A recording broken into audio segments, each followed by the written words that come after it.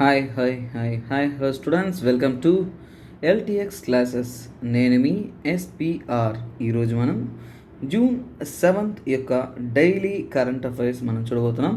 So కంప్లీట్గా కాంప్రహెన్సివ్గా మీకు కావాల్సిన important days, national, international, sports, business categories అన్నీ కవర్ చేస్తూ ప్రతి ఒక్కటి డీటెయిల్గా అనేది మనము ఈ డైలీ కరెంట్ అఫైర్స్లో కవర్ చేస్తున్నాం. సో మీకు ఎగ్జామ్కి కావాల్సిన ఇంపార్టెంట్ ఎగ్జామ్ పాయింట్ ఆఫ్ వ్యూతో అనాలిసిస్తో మనము ఈ టాపిక్ అనేది ముందుకు కొనసాగిస్తాం. సో ఎప్పట్లాగే మనం క్లాస్లోకి ఈ కరెంట్ అఫైర్స్ సెషన్స్లోకి వెళ్ళడానికి మీకు అందరికీ ఒక గుడ్ న్యూస్ అండి. సో బ్యాంకింగ్, ఎస్ఎస్సి, ఆర్బీఐ ఇలా మీ డ్రీమ్స్ వైపు మీరు పరిగెడుతూ ఉన్నారంటే దానికైనా ఒక కోర్స్ అవైలబిలిటీ మీ ముందు ఉందండి. సో మీరు బ్యాంకింగ్లో జాబ్ తెచ్చుకోవాలి అనుకుంటున్న వాళ్ళందరికీ కూడా కంప్లీట్ గైడెన్స్ ఇస్తూ మీకు కావాల్సిన కోర్సెస్ అయినా క్వాంట్స్, రీజనింగ్, ఇంగ్లీష్, అలాగే మీకు కావాల్సిన అదర్ మెయిన్స్ సబ్జెక్ట్స్ అయిన బ్యాంకింగ్ కానీ కరెంట్ అఫైర్స్ కానీ ప్రతి ఒక్కటి కవర్ చేస్తూ మీకోసం కంప్లీట్ బ్యాంకింగ్ ఇన్ఫినిటీ కోర్స్ అనేది అందిస్తున్నాం. అది కూడా ఒక గోల్డెన్ ఆఫర్తో మీకు ఫస్ట్ నుంచి కూడా 15th జూన్ వరకు మీకు 10% డిస్కౌంట్ అనేది ఉంటుందండి. ఏ కోర్స్ మీరు పర్చేస్ చేసుకున్నా కానీ వీటిలో ప్రతి ఒక్క దాంట్లో మనకి 10% డిస్కౌంట్ ఉంటుంది. సో త్వరపరండి, ఎందుకంటే 15th జూన్ తర్వాత ఈ యొక్క డిస్కౌంట్ అనేది మీకు లభించదు. సో అలాగే మీరు ఎస్ఎస్సి, సెంట్రల్ గవర్నమెంట్ జాబ్స్లో ఏదైనా కానీ గవర్నమెంట్ జాబ్ తెచ్చుకోవాలి అనుకుంటున్నారంటే దానికైనా ప్రిపరేషన్స్ని మీరు ముందు నుంచే చేయాలి. దానికంటూ ఉన్న ప్రయత్నాన్ని, సిలబస్ని మీరు ముందు నుంచే కంప్లీట్ చేసుకొని సిద్ధంగా ఉంటూ తర్వాత దానికి తగిన ఆ డిపార్ట్మెంట్ ఎగ్జామ్కి తగిన ఒక ప్రాక్టీస్ సెట్స్ చేస్తూ ఉన్నట్టు మీ సక్సెస్ అనేది ఖచ్చితంగా గ్యారంటీడ్గా ఉంటుంది. సో దానికంటూ మీ ప్రిపరేషన్స్కి తోడ్పడేలాగా ఎస్ఎస్సి ఇన్ఫినిటీ కోర్స్ అనేది మీకోసం మనం 7,000కే అందిస్తున్నామండి. సో కోర్స్ కావాలి అనుకున్నా అంటే మీరు ఈ కోర్సెస్ డీటెయిల్స్ అనేది ఇక్కడ ఉన్నాయి. సో మీకు ఇక్కడ ఆఫర్ కూడా లభిస్తుంది కాబట్టి సో త్వరపడి మీరు కోర్స్ అని అవైల్ చేసుకోవచ్చు, పొందవచ్చు. అలాగే ఆర్బీఐ గ్రేడ్ బి కావాలి అనుకున్నా అంటే దానికైనా డీటెయిల్డ్ కోర్స్ కూడా మనము కంప్లీట్ సబ్జెక్ట్ అనాలిసిస్తో ప్రొవైడ్ చేస్తున్నామండి. లేదు సార్, నేను నెక్స్ట్ ఏ జాబ్ వచ్చినా నేను సెలెక్ట్ అవుతాను, సో ఆ జాబ్కైనా ప్రిపరేషన్స్ అనేది నేను చేస్తాను అనుకున్నారంటే మీకైనా ఆఫర్ ఇక్కడే ఉందండి. సో సుప్రీం ప్యాక్ తీసుకొని మీరు కంప్లీట్ కోర్స్ అనేది మీకు జాబ్ వచ్చేంత వరకు మీరు కంటిన్యూస్గా ప్రిపరేషన్స్లో తోడ్పడి సో మీ సక్సెస్ వైపు మీరు పరుగులు తీయచ్చు. దానికైనా కోర్స్ అండి. సో ఇక్కడ అవైలబిలిటీలో ఉంది. సో సార్ ఎక్కడ పోయి నేను చూడొచ్చు, లేదంటే ఆ స్టాండర్డ్ చూడడానికి నేను ఫ్రీ డెమో చూడొచ్చా? ఎస్. సో దానికోసం మీకు LTXclasses.com మీకు యాప్ లభిస్తుంది. అలాగే సైట్ కూడా వెళ్ళి చూడొచ్చు.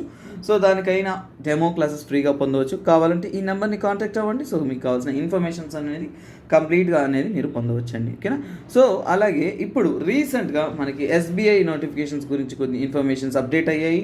అలాగే IBPS, RRB నోటిఫికేషన్స్ వస్తున్నాయి. సో నెక్స్ట్ ఉండే డేస్ అంతా కూడా పండగ దినాల్లాగా మీకు ఎగ్జామ్స్ అనేది వన్ ఆఫ్టర్ అదర్ అనేది banking, SSC, RBI, grade B ఇలాంటి ఒక సెక్టార్లో ఒకటి తర్వాత ఒకటి వస్తూనే ఉంటుందండి. కాకపోతే దానికైనా ప్రిపరేషన్స్ అనేది మీరు వేగవంతం చేయాలి, తప్పదు. So get soon and get the courses soon. So త్వరపడి ఆ కోర్సెస్ పొందండి. సో తర్వాత మీ ప్రిపరేషన్స్ అనేది ఇంకా 100 రెట్లు అనేది వేగవంతం అవుతుంది. అలాగే సార్ నేను ఆఫ్లైన్ క్లాస్ అటెండ్ అవుతాను సార్, ఆఫ్లైన్ ఎన్విరాన్మెంట్ నేను ఎక్స్పీరియన్స్ చేసుకుంటాను సార్ అనుకున్నా అంటే మీకు ఆఫ్లైన్ క్లాసెస్ కూడా మనం శ్రీకాకుళంలో అందిస్తున్నాము. So you can go just there and visit అండి. సో అక్కడ వచ్చి డెమో క్లాసెస్ కూడా ఫ్రీగా పొంది సో అక్కడ క్లాస్ స్టాండర్డ్ అన్నీ తెలుసుకొని తర్వాత మీరు జాయిన్ అయ్యి అక్కడ ఉన్న క్లాసెస్ అనేది ఆఫ్లైన్ ఎక్స్పీరియన్స్ పొందవచ్చు. ఇది కూడా లైఫ్ టైం వ్యాలిడిటీతో మనం అందిస్తూ ఉన్నాము. సో ముఖ్యంగా దానికైనా ఫీజ్ డీటెయిల్స్ ఇంకా మరియు ఇంకేమన్నా ఇన్ఫర్మేషన్ మీకు కావాలంటే ఈ కాంటాక్ట్ నెంబర్ని కాంటాక్ట్ అవ్వచ్చు. ఓకే, సో ఇంతటితో మనం క్లాస్లోకి వెళ్ళిపోతాం. సో నేను మీ SPR ఇంపార్టెంట్ డేస్తో ఈ సబ్జెక్ట్ని స్టార్ట్ చేస్తున్నాను. ఇలా ఇంపార్టెంట్ డేస్లో ఏంటి? Safe food now for health tomorrow. So మనకి ఆరోగ్యవంతమైన భోజనం ఉంటేనే రేపటి జీవితం అనేది ఉంటుందండి. సో అందువలనే June 7th ఏ రోజు మనకి June 7th నాడు అంటే ఈరోజే మనం వరల్డ్ ఫుడ్ సేఫ్టీ డే అనేది సెలబ్రేట్ చేస్తున్నాము. So world food safety day ప్రపంచవ్యాప్తంగా మనం తింటున్న ఫుడ్లో కల్తీ అయిపోతుంది. సో మనం తింటున్న ఫుడ్ అంటే భోజనం చాలా ఇంపార్టెంట్. ఫుడ్ సేఫ్టీ అనేది మనం ఎప్పుడూ కూడా మనము చూసుకుంటూ ఉండాలి. సో మనం చూస్తుంటాం కదా, కొన్నిసార్లు బయట ఫుడ్ తింటే మనకి డయేరియా, మోషన్స్, సో ఇలాంటి మనం చెప్పలేని సమస్యలు కానీ స్టొమక్ ఎక్ కానీ ఇలాంటివి వస్తుంటాయి. సో అంటే ఓవరాల్గా ఓవరాల్గా మనకేంటి భోజనం అనేది సక్రమంగా ఉండాలి, 3 పూట్ల మనం తినాలి. సో ఇక్కడ మన ఆరోగ్యం ఉండాలంటే మనకి ఖచ్చితంగా ఫుడ్ సేఫ్టీ అనేది ఇంపార్టెంట్. సో అంటే దీన్ని అనౌన్స్ చేసిన ఆర్గనైజేషన్ ఏంటి? World health organization. ఓకేనా? సో వరల్డ్ హెల్త్ ఆర్గనైజేషన్ అంటే మనకు తెలుసు. సో ఏంటి? సో ప్రపంచవ్యాప్తంగా కూడా అందరి ఆరోగ్యం బాగుండాలి అనే దానికోసమే ఈ కోవిడ్ వ్యాక్సిన్లు వచ్చినప్పుడు కూడా వ్యాక్సిన్లు ఎక్కువగా ప్రపంచవ్యాప్తంగా ఉన్న దేశాలన్నిటికీ కూడా సక్రమంగా అందించడానికి పూనుకున్న ఒక ఆర్గనైజేషన్ ఈ వరల్డ్ హెల్త్ ఆర్గనైజేషన్ అండి. సో వీరందరూ కూడా యూఎన్ తరహాలో వచ్చే ఆర్గనైజేషన్, యునైటెడ్ నేషన్తో అగ్రి అయ్యి తర్వాత వాళ్ళు ఇంప్లిమెంట్ చేస్తారు. Food and agriculture organization UN వీళ్ళందరూ కూడా కొలాబరేట్ అయ్యి ఈ డేని యాక్చువల్గా అనౌన్స్ చేశారు. ఈ డే ఎప్పటి నుంచి మనం సెలబ్రేట్ చేస్తున్నామంటే 2018 నుంచి కూడా మనము జూన్ 7th అనేది మనము ఎప్పుడు కూడా ఈ ఫుడ్ సేఫ్టీ డేకి సెలబ్రేట్ చేస్తున్నాం. ఎందుకు సెలబ్రేట్ చేస్తున్నాం? ఎందుకంటే హ్యూమన్ హెల్త్ అనేది మనకి ఇంపార్టెంట్. అంటే ప్రజలందరి ఆరోగ్యం ఉంటేనే ప్రజలే ఉంటారు, అవునా కదా? సో అంతే.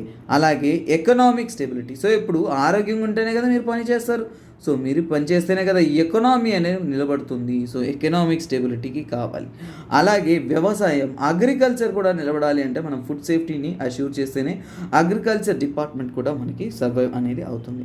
అలాగే మార్కెట్ వాల్యూ ప్రతి ఒక్కటి కూడా ఈ ఆరోగ్యానికి ముడిపడి ఉంటుంది. కాబట్టి యునైటెడ్ నేషన్ జనరల్స్ 2018లో యునైటెడ్ నేషన్ జనరల్ అసెంబ్లీలో వారు అప్రూవ్ చేసి ఈ రోజుని వరల్డ్ ఫుడ్ సేఫ్టీ డేగా అనేది అనౌన్స్ చేయడం జరిగింది. అలాగే వరల్డ్ హెల్త్ అసెంబ్లీలో కూడా ఒక రెజల్యూషన్ అనేది లాస్ట్ ఇయర్ పాస్ చేశారండి. ఆ రెజల్యూషన్ పాస్ చేసి అవును నిజమే వరల్డ్ హెల్త్ ఇంపార్టెంట్, మనమంతా కూడా కలిసి కట్టుగా ఈ ప్రపంచ ఆరోగ్యం కోసం మనము వర్క్ చేయాలి అనే దానికోసమే ఈ డే అనేది మనం సెలబ్రేట్ చేస్తాం. నెక్స్ట్ ఇంపార్టెంట్ డే ఏంటో చూస్తాం. 5th June. So 5th June అనేది ఇంటర్నేషనల్ డేగా fight against illegal, unreported and unregulated fishing. చూడండి, ఇల్లీగల్, అన్రెగ్యులేటెడ్ ఫిషింగ్. సో ఇక్కడ ఒకటి తెలుసుకోవాలి మనకి, ఇల్లీగల్, అన్రిపోర్టెడ్, అన్రెగ్యులేటెడ్ ఫిషింగ్ అంటే ఏంటి? ఫస్ట్ ఆఫ్ ఆల్ సో మనకి డే అయితే తెలిసింది 5th జూన్ అంటే.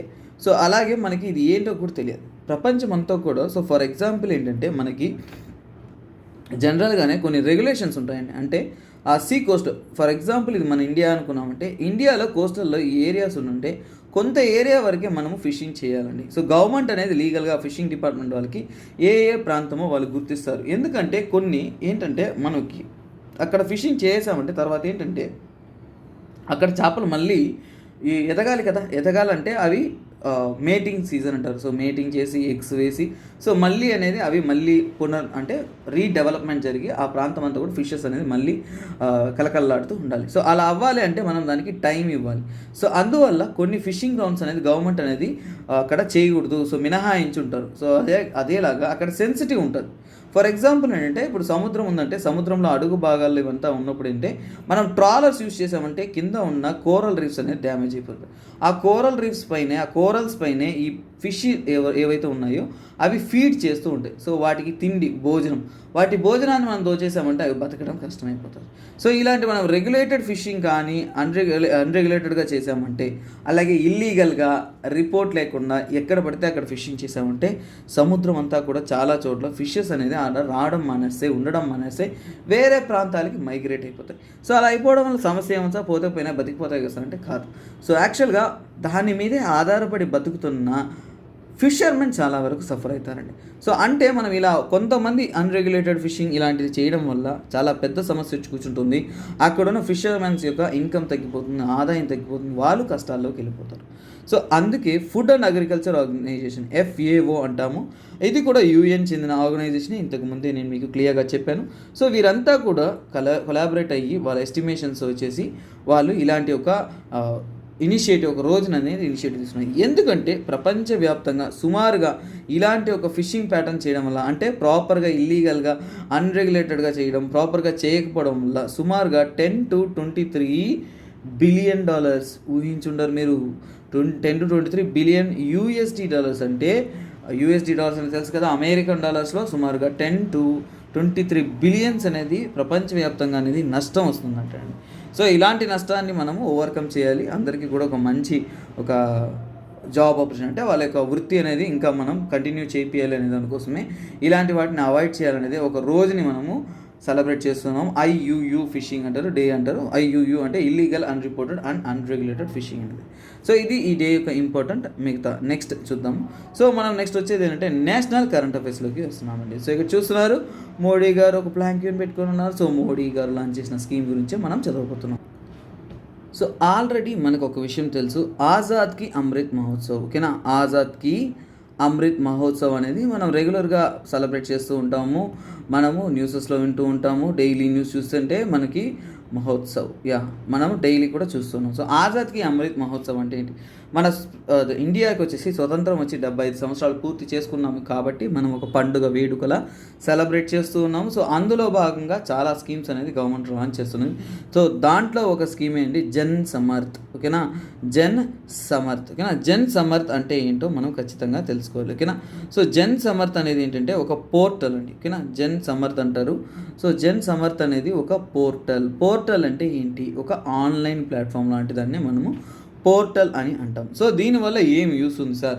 సో ఇక్కడ ఏముంది సార్, నార్మల్గా పోర్టలే కదా సార్ అంటే ఇది ఏంటంటే వన్ స్టాప్ డెస్టినేషన్ అండి. ఓకేనా, వన్ స్టాప్ డెస్టినేషన్స్ అంటే ఏంటి? జనరల్గా వన్ స్టాప్ డెస్టినేషన్ అంటే ఒకే చోట మనకు అన్నీ కూడా దొరుకుతుంది. One stop destination for digital portal. So అంటే డిజిటల్ పోర్టల్ అంటే ఈ యొక్క ఆన్లైన్ పోర్టల్లో మనకి ఎంటర్ అయితేనే ప్రతి ఒక్క దాన్ని, ఫర్ ఎగ్జాంపుల్ అంటే linking the government credit schemes అంటే గవర్నమెంట్ ద్వారా అందించే credit linked subsidy schemes, credit linked schemes ఏవైతే ఉంటాయో వాటన్నిటినీ కూడా ఒకే ఆన్లైన్ పోర్టల్లో వీరు గవర్నమెంట్ ద్వారా అందిస్తున్నారు. సో అంటే ఇప్పుడు మనీ రిలేటెడ్ స్కీమ్స్, ఓకేనా, సో మనీ రిలేటెడ్ స్కీమ్స్ ఇవన్నీ అందిస్తున్నప్పుడు ఇదేంటంటే ఇండియాలో ఉండే వేరే మినిస్ట్రీలు ఒక్కొక్క మినిస్ట్రీ ఒక్కొక్క స్కీమ్స్ అందిస్తూ ఉంటారు. కానీ ఇక్కడ ఈ పోర్టల్ ద్వారా అంటే వాళ్ళందరినీ ఒకటి చేసి ప్రతి ఒక్కటి ఒకే పోర్టల్లో మనకు అందుబాటులో ఉండేలాగా ఒక ఇంక్లూజివ్ గ్రోత్ని, దీనివల్ల ఏంటి, మనం ఇంక్లూజివ్ గ్రోత్ అనేది మనము తీసుకొస్తాం. సో ప్రజలందరినీ కూడా అవసరాలన్నింటినీ కూడా కలుపుకొని మనం ఒకేసారి వాళ్ళకి కావాల్సిన ఫెసిలిటీస్ ప్రొవైడ్ చేయడం వల్ల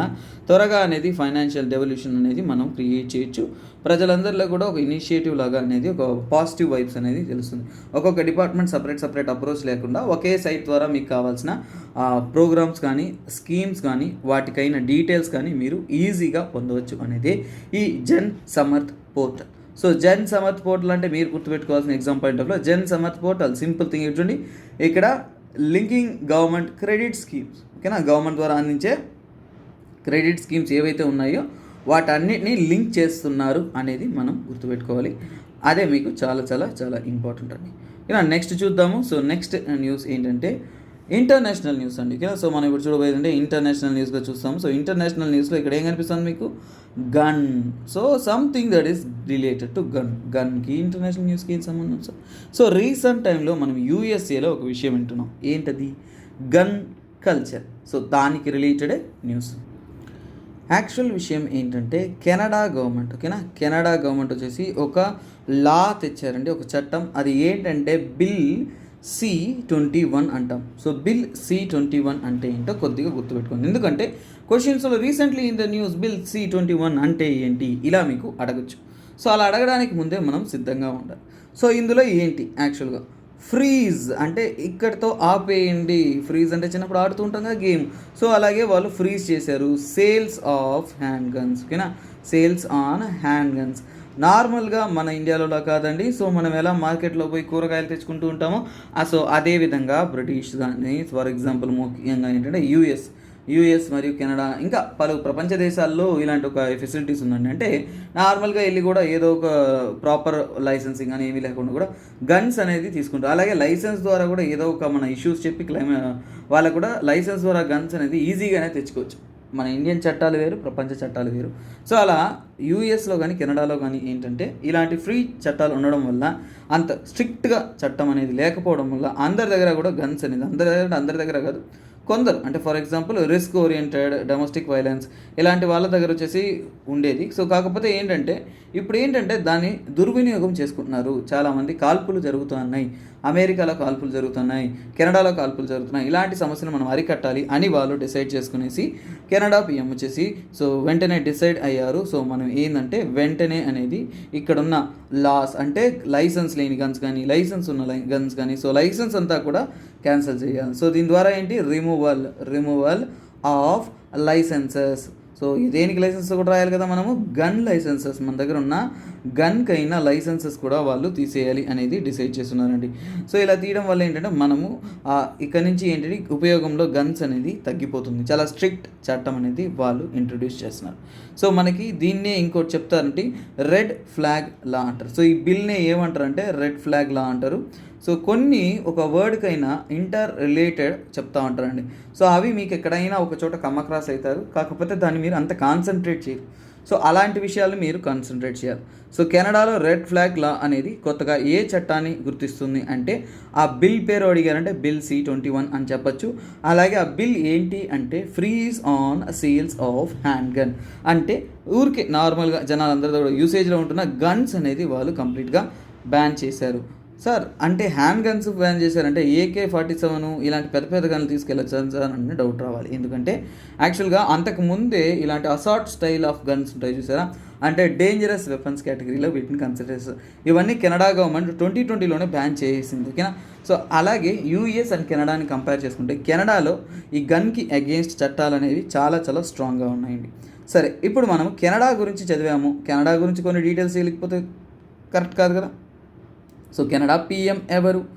సో ఆయన పేరు వచ్చేసి జస్టిన్ ట్రూడియో అండి, ఓకేనా. జస్టిన్ ట్రూడియో, ఓకేనా. ట్రూడియో అని వచ్చి మనం ప్రొనౌన్సియేషన్ బట్టి మారుతుంటుంది. సరే, కెనడా క్యాపిటల్ ఏంటి? సో క్యాపిటల్ అనేది ఒట్టావా, ఓకేనా. సో కెనడా క్యాపిటల్ వచ్చేసి ఒట్టావా అండి. సో అక్కడ డాలర్స్ అనేది US డాలర్ కాదు, జనరల్గా యూజ్ చేసేది వాళ్ళు కెనేడియన్ డాలర్సే అయినా సరే కెనడాకి చెందిన వాళ్ళ యొక్క డాలర్స్ అనేది యూజ్ చేస్తారు.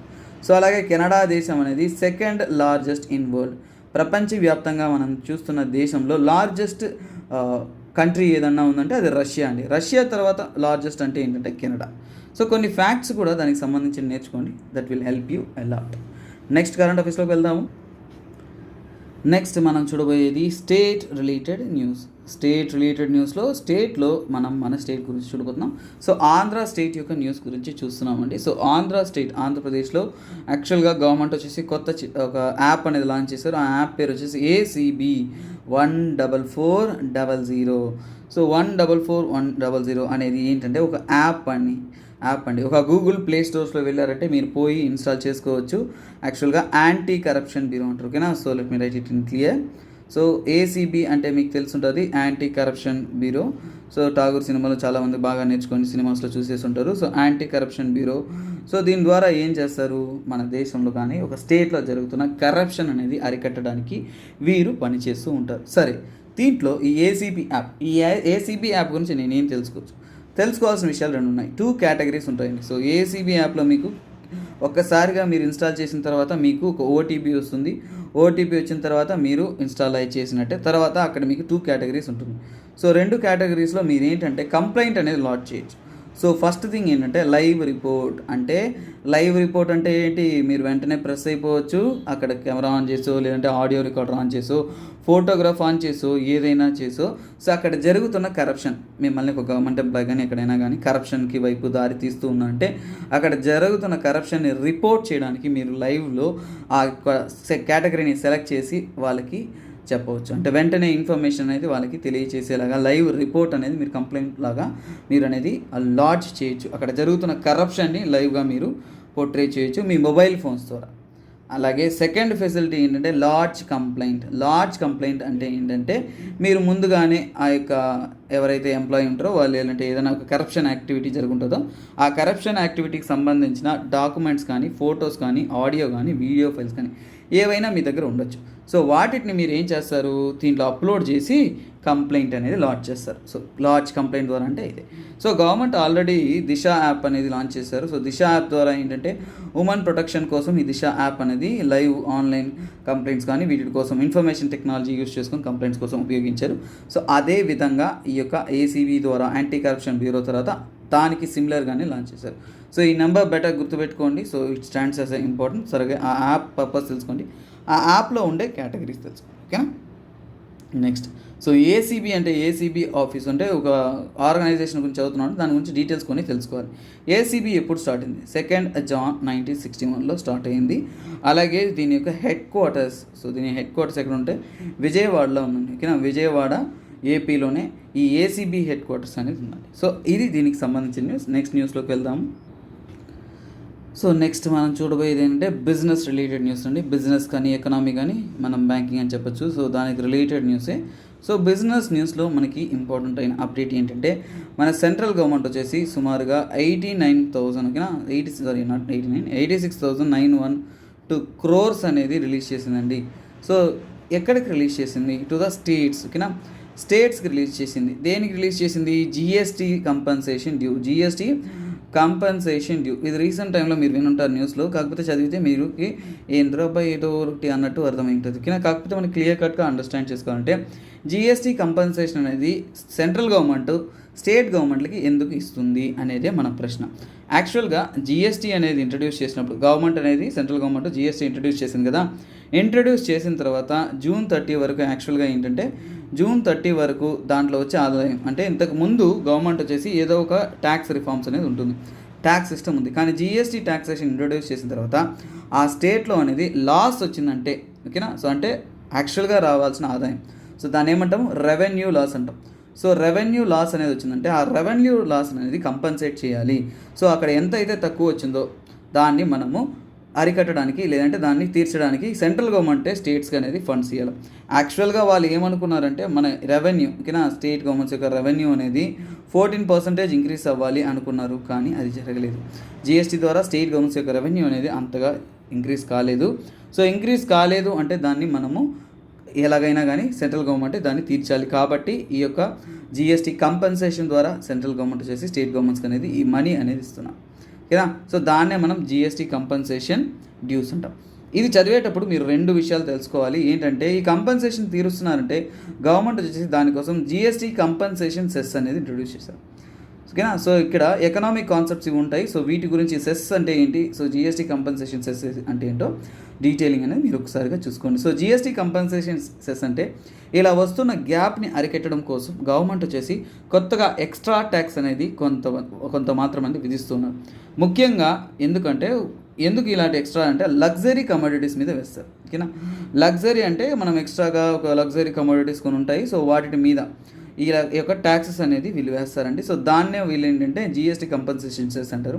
ఇంకా క్లియర్గా చెప్పాలంటే సిన్ గూడ్స్ అంటారు వాటిని. సిన్ గూడ్స్ అంటే ఏంటంటే లగ్జరీ గూడ్స్, వీటి మీద అనేది వాళ్ళ యొక్క ఫండ్స్ కానీ ఇంక్రీజ్ అవ్వడానికి. సో ఎక్కడైనా కానీ గవర్నమెంట్కి ఆదాయం తగ్గిందంటే మీరేం బాధపడదు, మీ మీదే బాధతారు. సో ఎక్కడైనా జరిగే వాస్తవం అదే, గవర్నమెంట్కి డబ్బులు తగ్గిందంటే తర్వాత వచ్చేది ఎవరి దగ్గర? ప్రజల దగ్గరికి వస్తారు.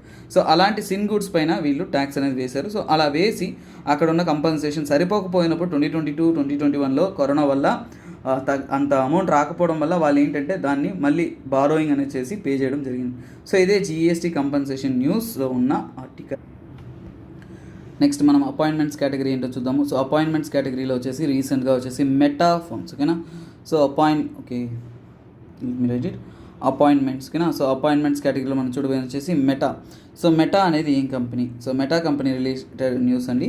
సో ఆ న్యూస్కి రిలేటెడ్ ఎవరంటే జేవియర్, ఓకేనా. So Javier Olivan.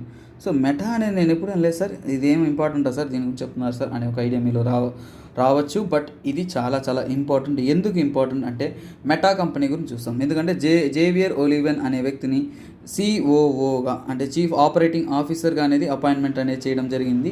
సో అతను అపాయింట్మెంట్ కన్నా కానీ మనకి ఆ యొక్క ఆర్గనైజేషన్ గురించి తెలుసుకోవాల్సిన విషయం చాలా ఉంది. ఏంటంటే మెటా అనే కంపెనీ వచ్చేసి మనకి Jan 4, 2004గా స్టార్ట్ అయింది. అవునా సార్, సరే సార్, ఓకే.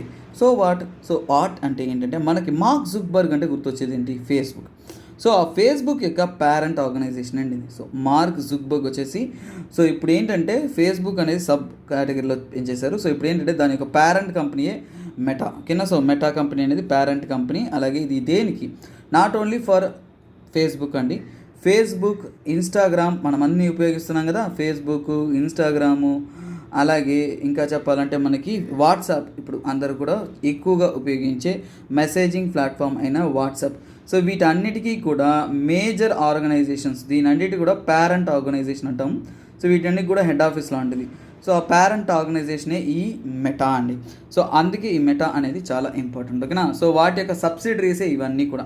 సో ఆ మెటా ఆర్గనైజేషన్ యొక్క CEO ఎవరు అంటే మార్క్ జుక్బర్గ్. సో ఇది ఒక ఎప్పుడు స్టార్ట్ అయిందంటే మనకి జాన్ 4 2004 అప్పుడు ఇనీషియల్గా వచ్చేసి ఫేస్బుక్ పేరిటనే ఉన్నింది ఇది. తర్వాత దీన్ని మెటా ఆర్గనైజేషన్గా అనేది మార్చడం జరిగింది. సో అందుకే ఇది చాలా చాలా చాలా అంటే ఇంపార్టెంట్ మెటా అనేది. సో ఎక్కువగా మనం మెటా అంటే కన్సిడర్ చేయము, ఎందుకంటే పేరు ఫేస్బుక్, ఇన్స్టాగ్రామ్, ట్విట్టర్ అంటే ఇలా వాట్సాప్ అంటే మనం వింటూ ఉంటాము. కానీ మెటా అనేది దాని యొక్క parent organization. You must be remembering important. ఓకేనా. సో ఆ తర్వాత మనం ఏంటంటే అవార్డ్స్ అండ్ హానర్ కేటగిరీకి వద్దాము. సో అవార్డ్స్ కేటగిరీలోకి వచ్చామంటే సో అవార్డ్స్లో ఏంటంటే ఇక్కడ ఒక చూస్తున్నారు. సో ఏంటిది, turn your body to the sun. So ఇక్కడ ఇది ఒక డాక్యుమెంటరీ ఫిలిం అండి. రీసెంట్గా Mumbai international film festival MIFF అనేది జరుగుతుంది.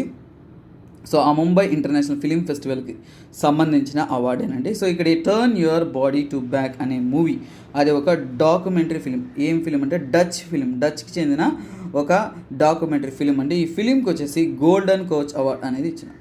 ఓకేనా. గోల్డెన్ కాంచ్ అవార్డ్ అనేది ఇచ్చినారు. గోల్డెన్ కాంచ్ అవార్డ్ అంటే ఏంటి? ఫర్ ఎగ్జాంపుల్ బెస్ట్ డాక్యుమెంటరీకి ఈ గోల్డెన్ కాంచ్ అవార్డు అనేది ఇస్తారండి. సో ఇది ఏంటంటే బెస్ట్ డాక్యుమెంటరీ అంటే ఏంటి, ఏదైనా ఒక ఇన్సిడెంట్స్ గురించో, ఒకరి గురించో, ఒక లైవ్ ఇన్సిడెంట్ గురించో, ఒక నిజంగా జరిగిన ఒక విషయాన్ని ఒక లైవ్ లాగా వాళ్ళు వచ్చేసి పోర్ట్రే చేసి మూవీ రూపంలో తీస్తూ ఉంటారండి. సో అలా ఏంటిది, ఎవరి గురించి తీశారు అంటే ఇది యాక్చువల్గా వచ్చేసి ఒక army person. For example Nazis World War II టైంలో ఒక సోవియట్కి చెందిన సోల్జర్ వచ్చేసి అక్కడ ఇరుక్కుపోతాడు. సో యుద్ధం జరిగిన నాజీస్ దగ్గర. సో అతని యొక్క స్టోరీ అండి. సో అతని పేరు ఏంటంటే తాతార్ డిసెంట్ అండి. సో తాతార్ అంటారు అతని సోల్జర్. సో ఆ సోల్జర్ యొక్క లైఫ్ స్టోరీని ఇక్కడ డాక్యుమెంటరీగా అనేది పోర్ట్రే చేశారు. అదే ఇక్కడ గోల్డెన్ కాంచ్ అవార్డ్ అనేది గెలుచుకుంది. So Mumbai international film festival గెలుచుకున్నారు అనేది గుర్తుపెట్టుకోండి. సరే, దీంతో పాటు సరే ఇదేంటి మనకి గోల్డెన్ అవార్డు గెలుచుకున్నాం. సరే, సిల్వర్ ఎవరు గెలుచుకున్నారు? ఎందుకంటే ఇది మనకి ఫారిన్ సినిమా. మన ఇండియన్ డాక్యుమెంటరీ కూడా ఏదైనా గెలుచుకుంటే దాన్ని మనం గుర్తుపెట్టుకోవాలి కదా. సో ఇండియాలో నుంచి ఏంటంటే కేరళకు చెందిన సాక్షాత్కారం. ఓకేనా. సో ఆ పేరు ఏంటంటే సాక్షాత్కారం అనే ఒక డాక్యుమెంటరీ ఫిలిం వచ్చేసి సిల్వర్ అవార్డు అనేది గెలుచుకున్నారు. సో మనకి సిల్వర్ అనేది మన ఇండియన్ ఫిలిం కాబట్టి you must be remembering that. అలాగే బెస్ట్ యానిమేషన్ మూవీ దీన్ని గెలుచుకున్నాం. ఓకేనా. సో బెస్ట్ యానిమేషన్ ఫిల్మ్ వచ్చేసి యాక్చువల్గా దేనికి ఇచ్చారంటే prince in a pastry shop. ఓకేనా. So prince in a pastry shop. So ఇదే యొక్క వాళ్ళు ఏంటంటే బెస్ట్ యానిమేషన్ మూవీగా అనేది ఇచ్చినారు. సో ఇది ఎక్కడ నాటి సినిమా అంటే పోలాండ్. సార్ ఏం సార్ పోలాండ్ వాళ్ళకి ఇస్తున్నారు, ఇది ముంబైలో జరుగుతుంది అంటే ముంబైలో జరుగుతుంది, కానీ ఇది ఒక ఇంటర్నేషనల్ ఫిలిం ఫెస్టివల్ అండి. ఓకేనా. సో అందువల్ల ప్రపంచవ్యాప్తంగా ఉన్న సినిమాల్ని వాళ్ళ యొక్క ఇన్నోవేటివ్నెస్ని దాన్ని గుర్తిస్తూ ఈ అవార్డ్స్ అనేది ఇవ్వడం జరుగుతుంది. ఓకేనా. సో అలాగే మోస్ట్ ఇన్నోవేటివ్ అవార్డు. ఓకేనా. సో నెక్స్ట్ ఏంటంటే మోస్ట్ ఇన్నోవేటివ్ అంటే చాలా క్రియేటివ్గా చాలా కొత్తగా తీసిన ఎక్స్పెరిమెంటల్ ఫిలిం. ఓకేనా. సో అలాగే ఎక్స్పెరిమెంటల్ ఫిలిం దేనికి ఇచ్చున్నారు అంటే యాక్చువల్గా వచ్చేసి close to the light. So ఆ మూవీ పేరు ఏంటంటే క్లోజ్డ్ టు ద లైట్ అండి. అంటే చాలా ఎక్స్పెరిమెంటల్గా, రియాలిటీగా, ఇన్నోవేటివ్గా తీశారు అనే దానికి గుర్తిస్తూ ఈ అవార్డు అనేది ఇవ్వడం జరిగింది. సో ఇది ఎవరికి ఇచ్చారంటే నికోలా పియోస్వెన్. ఓకేనా. సో నికోలా ఆయన పేరు, దీని యొక్క డైరెక్టర్ పేరు వచ్చేసి నికోలా పియోవెసన్. సో వరి కావద్దు, మీరు ఇతని పేరు గుర్తుపెట్టుకోవాల్సిన అవసరం లేదు, అంత డీటెయిల్గా అనేది ఇప్పుడు ఎగ్జామ్స్లో అడగలేదు. సో అంత స్ట్రెస్సింగ్ అయితే రాదు. కాకపోతే గుర్తుపెట్టుకోండి, ముంబై ఫిలిం ఫెస్టివల్ అనేది ఎన్నో ఫిలిం ఫెస్టివల్ అంటే 17th Mumbai international film festival. అది May 29 నుంచి కూడా మనకి June 4th వరకు జరిగింది. ఇది మాత్రం ఇంపార్టెంట్, ఎందుకంటే ఇండియాలో జరిగిన ఇంటర్నేషనల్ ఇన్సిడెంట్ కాబట్టి అది మనకి స్టాండ్స్ యాజ్ ద ఇంపార్టెంట్ అండి. సో అందుకే మనం గుర్తుపెట్టుకోవాలి. ఓకేనా. తర్వాత మనం డిఫెన్స్ రిలేటెడ్ న్యూస్ చూద్దాము. సో డిఫెన్స్కి సంబంధించిన న్యూస్ చూస్తున్నాం. సో డిఫెన్స్కి సంబంధించి నీటి. సో ఇక్కడ ఏం జెండా ఉంది, ఈ పక్క ఏంటి బంగ్లాదేశ్ జెండా, ఈ పక్క ఇండియా జెండా, ఈ పక్క వస్తున్న మిలిటరీ పర్సన్ ఉన్నాడు, ఇద్దరు హాయ్ చెప్పుకున్నారు. సో ఇదేనండి. సో ఏంటంటే ఇది ఇండియా మరియు బంగ్లాదేశ్. సో ఇండియా మరియు బంగ్లాదేశ్ మధ్య ఒక military exercise. So military exercise అంటే జాయింట్ మిలిటరీ ఎక్సర్సైజ్ అంటాము. అంటే ఇద్దరు కలిసికట్టుగా కూడా ఎక్సర్సైజ్ అనేది కండక్ట్ చేస్తారు. సో దాని పేరేంటి, సంప్రీతి. ఓకేనా. సంప్రీతి అంటారు. అదే ఇండియా మరియు బంగ్లాదేశ్ యొక్క జాయింట్ మిలిటరీ ఎక్సర్సైజ్ అండి. ఇది 10th ఎడిషన్ అని జరుగుతుంది. సో 10th ఎడిషన్ అంటే ఏంటంటే ఇది 10th టైం అనేది ఇద్దరు కూడా కొలాబరేట్ చేసి అనేది ఒక కోఆర్డినేషన్ అనేది చేశారు. సో అలాగే ఇండియా నుంచి, సో ఇక్కడ యూనిఫామ్ చూసిన ఈ పర్సన్ వచ్చేసి డోగ్రా రెజిమెంట్కి చెందినతనండి. సో ఇండియా నుంచి ఏ రెజిమెంట్ ఆర్మీ నుంచి పార్టిసిపేట్ చేసిందంటే డోగ్రా రెజిమెంట్ అనేది పార్టిసిపేట్ చేసిందండి. ఇది జాయింట్ మిలిటరీ ఎక్సర్సైజ్ జనరల్గా జరుగుతూ ఉంటుంది. సో దేని మీద అంటే ముఖ్యంగా వచ్చేసి కౌంటర్ టెర్రరిజం పైన, హ్యూమానిటేరియన్ యాక్సెస్ మీద. సో చాలా రీజన్స్ అనేది వాటి ముందు నుంచి వాళ్ళు ఏంటి ఇంకా యుఎన్ పీస్ కీపింగ్ ఫోర్స్కి మనం సపోర్ట్ చేసేలాగా. సో ఇలా చాలా విషయాలను వాళ్ళు గుర్తిస్తూ వచ్చేసి వాళ్ళు ఇలాంటి ఒక ఎక్సర్సైజ్ అనేది జనరల్గా కండక్ట్ చేస్తూ ఉంటారు. సో అందులో భాగంగానే వీరు పార్టిసిపేట్ చేశారు. So next defence related news ఏంటో చూద్దాము. సో ఐఎన్ఎస్ నిశాంక్ ఇక్కడ చూస్తున్నారు. ఐఎన్ఎస్ నిశాంక్ అనేది సుమారుగా మన ఇండియన్ నేవీలో వచ్చేసి 32 ఇయర్స్, ఓకేనా. సో 32 ఇయర్స్ అనేది సర్వీస్ చేసిందని, ఓకేనా. సో 32 ఇయర్స్ సర్వీస్ చేసింది కాబట్టి దాని యొక్క సర్వీస్ మెచ్చుకుంటూ చాలా థ్యాంక్స్, ఇంతకాలం పనిచేసిన దానికి, ఇంతకాలం కష్టపడిన దానికి, ఇక్కడ నుంచి సెలవు అన్నట్టు ఐఎన్ఎస్ నిశాంక్, దాంతోపాటు ఇంకో షిప్ ఉందండి ఐఎన్ఎస్ అక్షయ్, ఓకేనా. ఐఎన్ఎస్ అక్షయ్ ఈ రెండు షిప్స్ను వచ్చేసి డీకమిషనింగ్ అని చేశారండి. డీకమిషనింగ్ అంటే ఏంటో తెలుసుకోండి. అది ఇక్కడ నుంచి ఏంటంటే మన ఇండియన్ నేవీలో ఉపయోగంలో ఉండదు. సో అందువల్ల ఏంటంటే ఇక్కడ నుంచి ఇది ఎక్కడ డీకమిషన్ చేశారంటే నేవల్ డాక్యార్డ్. నేవల్ డాక్యార్డ్ ఎక్కడ ఉందంటే మనకి యాక్చువల్గా చాలా చోట్ల ఉంటుంది, కానీ ఇది డీకమిషన్ చేసింది ఎక్కడంటే నేవల్ డాక్యార్డ్ ముంబైలో వాళ్ళు డీకమిషనింగ్ అనేది చేశారండి. సో ఇది చాలా ఇంపార్టెంట్, ఎందుకంటే రెండు షిప్స్ అనేది ఇక్కడ నుంచి నేవీ నుంచి మనం ఏంటంటే సెలవు ఇచ్చాము. ఆల్రెడీ వీటికంటూ ఒక చరిత్ర ఉందండి. ఏంటంటే కార్గిల్ వార్ టైంలో ఆపరేషన్ ప్రకారం ఇలాంటి వాటన్నిటిలో కూడా ఇది ఏంటంటే చాలా ఎక్కువగా ఇన్వాల్వ్ అయ్యి సక్సెస్ఫుల్గా అనేది అందిస్తూ ఉందండి. సో అందువల్ల వీటికి అనేది మనము ఇంపార్టెన్స్ ఉంది. సో ఇక నుంచి ఏంటంటే ఇది ఇక ఉపయోగంలో ఉండదు. అలాగే రీసెంట్గా ఇది కాకుండా మీరు గుర్తుపెట్టుకోవాలి అనుకుంటే let me tell you one thing అండి. ఐఎన్ఎస్ గోమ్తి, ఓకేనా. ఐఎన్ఎస్ గోమ్తి అనేది కూడా 34 ఇయర్స్ మన ఇండియన్ నేవీలో సర్వీస్ చేసింది. దీన్ని కూడా డీకమిషన్ అనేది చేశారు. సరే ఇవన్నీ ఓకే సార్. నేవీ గురించి చెప్పారు కదా, నేవీ గురించి, ఇండియన్ నేవీ గురించి ఏమైనా ఇన్ఫర్మేషన్స్ ఉంటే చెప్పండి. సో తెలుసుకుంటామంటే ఇండియన్ నేవీ అనేది ఎప్పుడు ఫామ్ అయిందంటే 26th జనవరి, మనకి ఎప్పుడైతే రిపబ్లిక్ డే సెలబ్రేట్ చేస్తామో ఫస్ట్ రిపబ్లిక్ డేనే ఇండియన్ నేవీ అనేది 1950లో ఫామ్ అయిందండి. దీని యొక్క హెడ్ క్వార్టర్స్ అంటే ఏంటంటే న్యూఢిల్లీలో ఉంది. ఎందుకంటే నేవల్ అనేసి అందరూ కూడా కోస్టల్లో ఎక్కడన్నా ఉంటుంది అనుకుంటారు. సో కాదు. సో అలాగే చీఫ్, సో ఇండియన్ నేవల్ యొక్క చీఫ్ ఎవరు, ఇలా అడ్మిరల్ అంటారు. చీఫ్ అంటే ఇప్పుడు మనం ఏమంటామంటే అడ్మిరల్ అంటాము. ఆర్ హరికుమార్, ఇతనే మన ఇండియన్ నేవీకి చీఫ్ అనేది ఉన్నారండి. సో ఇది దీనికి రిలేటెడ్ న్యూస్. సో నెక్స్ట్ ఏంటంటే మనము science and technology related news అనేది చూద్దాం. సైన్స్ అండ్ టెక్నాలజీ రిలేటెడ్ న్యూస్లో AMBI, సో ఓకేనా. Science and tech news, let me write it down, SNT. So దీంట్లో న్యూస్ ఏంటంటే AMBI అంటే ఏంటి? యాక్చువల్గా ఇది వచ్చేసి బెంగళూరు బేస్డ్ ఆర్గనైజేషన్ అండి. బెంగళూరుని మనము బెంగళూరు అంటాము, ఓకే, నో ఇష్యూస్. సో బెంగళూరుకు చెందిన ఈ AMBI అనేది ఏంటంటే డటైర్ టెక్నాలజీ అంటారు, ఓకేనా. సో దీని యొక్క పేరు కూడా ఉంది. సో ఇది ఒక టెక్నాలజీ కంపెనీ అండి, డటైర్ టెక్నాలజీ అంటారు. డటైర్ టెక్నాలజీ ప్రైవేట్ లిమిటెడ్ అంటారు. దాన్నే యాక్చువల్గా ఏంటంటే AMBI అని కూడా అంటారు. ఇది ఏంటంటే నాసా యొక్క పేస్ మిషన్. నాసా వచ్చేసి ఒక మిషన్ తయారు చేస్తున్నారు. సో దాని పేరు వచ్చేసి పేస్ మిషన్స్. సో అందులో వచ్చేసి అడాప్టర్గా అనేది జాయిన్ అవ్వడం జరిగింది. సో అంటే నాసా వాళ్ళే వీళ్ళని అందులో క్రియేట్ అనేది చేసుకున్నారు, ఇంక్లూడ్ అనేది చేసుకున్నారు. సో సరే, ఇప్పుడు మనకు తెలియాల్సింది ఏంటంటే నాసా యొక్క పేస్ మిషన్ అంటే ఏంటి? ఎందుకంటే ఎగ్జామ్లో ఒక విషయాన్ని అక్కడే వదిలేయకూడదు కదా. సో దాని గురించి కూడా చదవాలి. సో అంటే ఏంటంటే ప్లాంక్టన్, అలాగే ఏరోసాల్ ఇవన్నీ కూడా ఏంటంటే మనం స్టడీ చేయడానికి, ఓకేనా. ఏరోసాల్ని నెక్స్ట్ ఇంకా చెప్పాలంటే మనకి క్లౌడ్ని, ఇంకా ఓషన్ ఎకోసిస్టమ్ మిషన్స్, ఓకేనా. ఓషన్ అంటే సముద్రంలో ఉంటుంది చూసారా, సముద్రంలో ఉండే ఎకోసిస్టమ్, వాటన్నిటిని కూడా స్టడీ చేయడానికి ఒక మిషన్ అనేది లాంచ్ చేశారు. సో అదే పేస్ మిషన్ అంటారు నాసా యొక్క. సో నాసా రిలీజ్ చేసిన మిషన్ ఏదన్నా ఉందంటే దానికి సంబంధించిన డీటెయిల్స్ అనేది తెలుసుకోవాలి. సో ఈ మిషన్ అనేది శాటిలైట్ లాంచ్ అనేది 2024లో చేయబోతున్నారు. సో నాసా వారు 2024లో లాంచ్ చేయడానికి ఉన్న మిషన్ని మన ఇండియానికి చెందిన ఒక కంపెనీ అనేది దాంతో అడాప్టర్గా అపాయింట్ అయ్యి కోఆర్డినేట్ చేసి అనేది రన్ చేయడం అనేది ఒక గొప్ప విషయం, కాబట్టి దాన్ని మనం గుర్తుపెట్టుకోవాలి, ఓకేనా. సో నెక్స్ట్ మనం చూద్దాము. సో నెక్స్ట్ న్యూస్ ఏంటో. సో ఇక్కడ చూస్తున్న న్యూస్ ఏంటంటే ఇది కూడా సంథింగ్ సైన్స్ అండ్ టెక్ లాంటిదే, కాకపోతే ఇది ఏంటంటే MOUs కేటగిరీకి, మెమోరాండం ఆఫ్ అండర్స్టాండింగ్ అంటారు. సో ఏంటంటే IAF, Indian air force, okay, చూస్తున్నాం కదా. So Indian air force, so ఇది ఒక ఇండియన్ ఎయిర్ ఫోర్స్ వెహికల్ అండి. సో ఇక్కడ ఏంటంటే ఇండియన్ ఎయిర్ ఫోర్స్ వాళ్ళు ఎవరితో కొలాబరేట్ చేశారు అనేది తెలుసుకోండి. MOU విత్ ఛత్తీస్గఢ్, ఓకేనా. చండీగఢ్ యూనియన్ టెరిటరీ, మన ఇండియా యొక్క యూనియన్ టెరిటరీ అండి ఇది చండీగఢ్. సో యాక్చువల్గా ఇది ఏంటంటే joint capital of the Punjab and హర్యానాగా ఉంది. సో ఇది ఏంటంటే ఇక్కడ వీళ్ళు ఏంటంటే IAF యొక్క ఒక హెరిటేజ్ సెంటర్ అనేది స్థాపించడానికి సిద్ధమవుతున్నారు. సో హెరిటేజ్ సెంటర్ అనేది స్థాపించడం వల్ల సో దీని యొక్క ఇంపార్టెన్స్, IAF యొక్క ఇంపార్టెంట్ ప్రెస్ బిల్డింగ్స్ కానీ ఇవన్నీ కూడా ఇక్కడ వాళ్ళు కన్స్ట్రక్ట్ చేయబోతున్నారు. దీంట్లో ఏంటంటే చండీగఢ్ ఫోర్సెస్ గవర్నమెంట్ అందరితో కొలాబరేట్ చేసి ఈ యొక్క టెరిటోరియల్ యూనియన్లా ఫామ్ చేసి పంజాబ్ గవర్నర్ అందరిని ఇన్వైట్ చేసి దీంట్లో ఏం చేస్తారంటే కొన్ని ఆర్ట్ క్రాఫ్ట్స్, అంటే ఫర్ ఎగ్జాంపుల్ ఇక్కడ చూస్తే ఏంటి, ఒక ఆర్ట్ ఫామ్లో ఇండియన్ ఎయిర్ ఫోర్స్ యొక్క ఇంప్లిమెంటేషన్స్ అవన్నీ రిప్లేస్ చేయడం, అలాగే ఆ యుద్ధాలు జరిగినప్పుడు ఇన్సిడెంట్స్, ఇవన్నీ కూడా హెరిటేజ్ అంటేనే ఏంటండి మనం చేసిన సక్సెసెస్ కానీ ఇవన్నీ కూడా అక్కడ రిప్రజెంట్ చేయడానికి ఈ heritage centre. Exam point of వ్యూలో రెండే విషయం. సో ఇండియన్ ఎయిర్ ఫోర్స్ యొక్క హెరిటేజ్ సెంటర్ అనేది ఎక్కడ స్థాపించబోతున్నారు, చండీగఢ్ అంతే. ఓకేనా. సో నెక్స్ట్ చూద్దాము. సో నెక్స్ట్ మనం చూడబోయేది ఏంటంటే మనం స్పోర్ట్స్ రిలేటెడ్ న్యూస్ చూద్దామండి. స్పోర్ట్స్ రిలేటెడ్ న్యూస్లో రీసెంట్ టైం న్యూస్లో మీరు చూడలేదంటే చూడండి, చాలా ఫేమస్గా వింటూ ఉన్నాము. సో స్పోర్ట్స్ రిలేటెడ్ న్యూస్లో వచ్చేసి ఈ person we know that Rafael Nadal. So అతని పేరేంటి? Rafael Nadal. ఓకేనా. సో ఇతను ఏ దేశానికి చెందిన అతను? స్పెయిన్ దేశానికి చెందిన అతను. So one of the greatest success అండి ఇతను ఏంటంటే ఫ్రెంచ్ ఓపెన్ టైటిల్. సో ఇది ఏంటది? French open title.